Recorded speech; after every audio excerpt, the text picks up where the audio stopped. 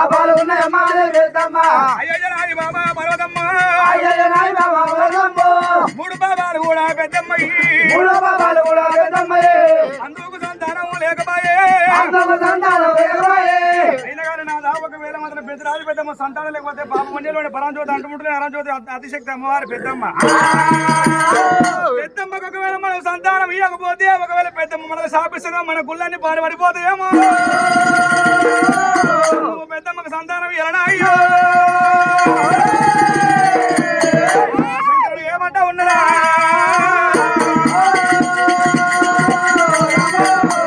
చేతులకు లంచం ఈడుకు 360 ఆవిడ దూరాన మహానంది కళ్యాణ పట్టణం ఉన్నది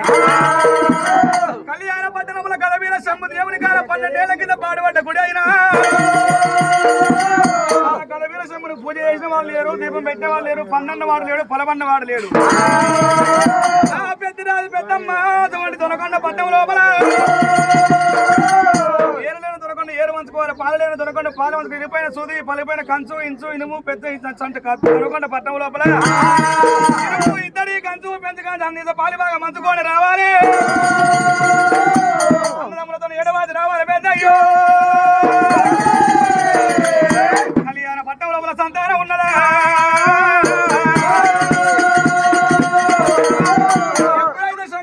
వెళ్ళిపోతే పెద్దమ్మకు నేను కల లోపల కల మధ్య లోపల చెప్తా అనుకుంటున్నాడు అక్కడికి వెళ్ళి వెళ్ళిపోయి పెద్దమ్మ కల చెప్పేది ఉన్నది